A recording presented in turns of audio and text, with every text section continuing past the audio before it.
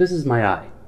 More specifically, it's what's known in film terminology as an extreme close-up of my eye.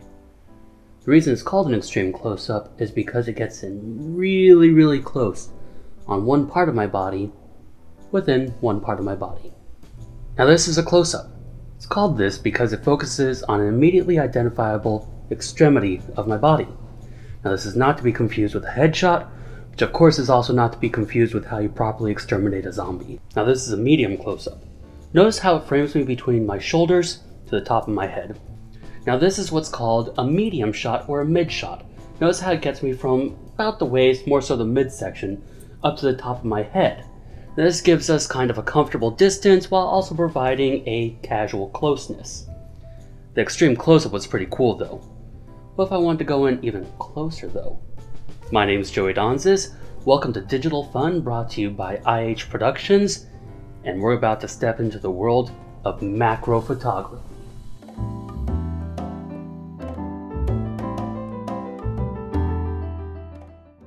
Macro photography by definition is when you take any image and you make it larger. Now, more accurately though would be if you were to take any image and you project it onto either your film or your image sensor at a size that's the same as it would be represented in real life. We call this a 1-to-1 ratio. Now, anytime that you're talking about ratios or you're talking about focal lengths, you're always referring to it in terms of 35mm film. Now, for those of you who know what 35mm film is, congratulations, you're old. As an example of what macro photography would be, we could talk about maybe taking a picture of a quarter.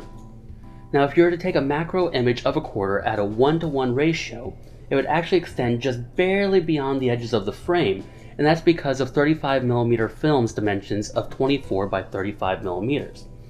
Now, if you have a cropped image sensor like I do, then it's actually going to extend well beyond the edges of your frame. Now let's talk more about my eyes. I took some measurements earlier and I discovered that my irises have a diameter of approximately ½ inch. So that means that if I were to achieve a proper macro picture at a 1-to-1 ratio, my eye should project ½ inch onto my image sensor. Now obviously the easiest way to do this would be for me to buy a macro lens. But any quick search on eBay or Amazon or I want to buy macro lenses for a lowcost.com are going to quickly prove to you that macro photography is really expensive. Or is it? Maybe we can find a cheaper solution. One thing almost any photographer who's ever experimented in macro photography can tell you is that the cheapest solution is just to turn your lens around backwards. There, now we're macro photographers, right? Well, not quite. Macro photography requires a lot of light, so you're probably going to want to use a flash. Unfortunately, trying to hold a lens on your camera backwards while trying to operate a flash, while trying to take a picture, is a really quick recipe for disaster. This brings us to our first fun little tool, a reverse ring. This little ring screws onto the threads of your lens and has a bayonet to mount onto your camera body. Now you can use your camera one-handed while supporting your flash.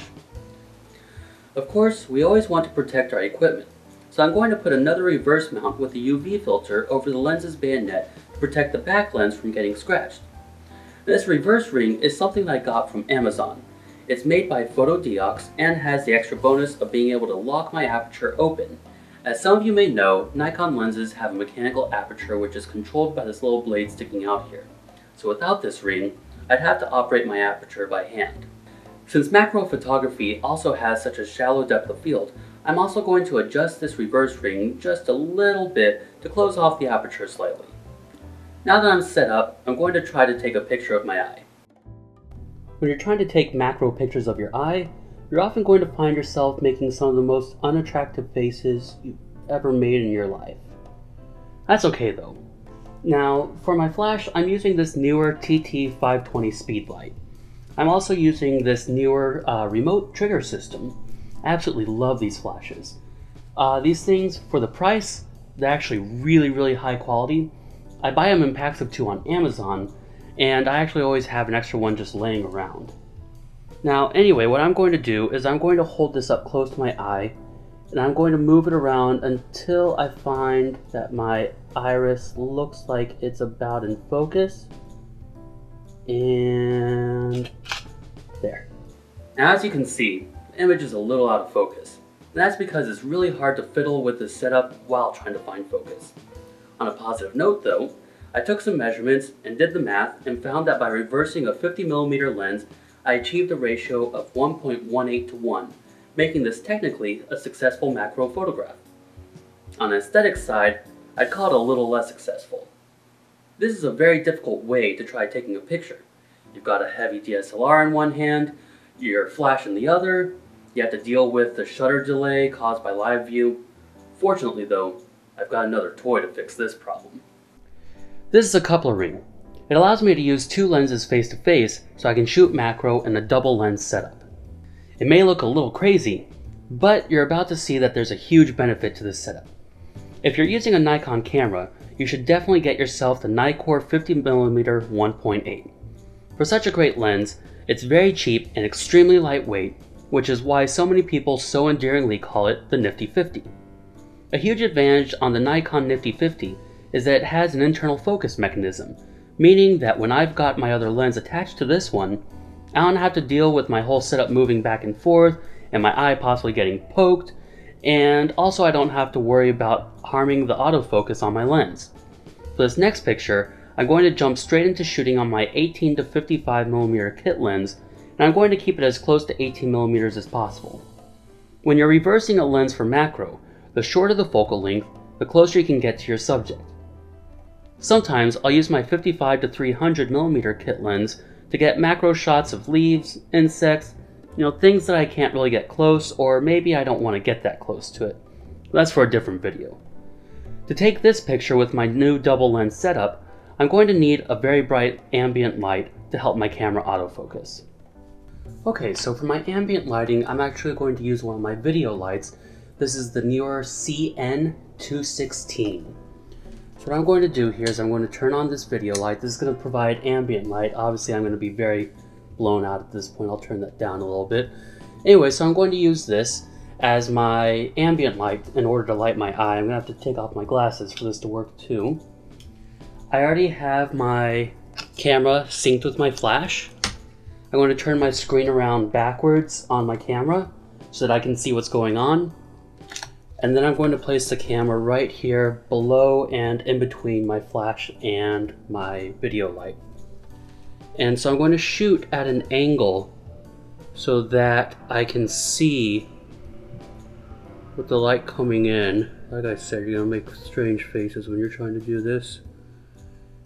And once I find where I'm about in focus, I'm going to get my focus and shoot. And there we go. Alright, so for this part, you're really going to have to use a lot of patience. It's going to be a lot of guesswork at first. Then once you get to the point, everything's going to be moving around, the camera's going to be moving, you're going to be moving back and forward trying to find your focus. It's going to be shadows from your eyebrow, shadows from your nose. You might not have the right angle. Just stick with it. I assure you, you are going to love the results. You're going to love the results that you get. Some of the ones that you get, you're going to end up with things that are just absolutely alien in nature, or some of these things are going to end up resembling more so landscapes than they will even biology. Alright, so now there's the final image. And while these pictures are great for sharing on social media, maybe putting in your portfolio, or even in your personal collection, I would not suggest using either of these methods to take pictures for a client, since this is what the original looks like before cropping. You're obviously losing a lot of resolution when you zoom in, but this is by no means a low resolution picture. That being said, you'd still be far pressed to print them on anything larger than an 8x10. Alright guys, thank you so much for watching Digital Fun by IH Productions. I'm Joey Donzis, and please like, subscribe, or if you want to see more pictures like the ones that I've shown you here, go to my website ih-productions.com. And if you want to see a video featuring some of my favorite eye photography, in the links below you can actually check out a video that I created that's on my Instagram account. So, I'll see you next time. Please, if you have any comments or suggestions, maybe there's something that you want to hear next time, just let me know. See you guys later.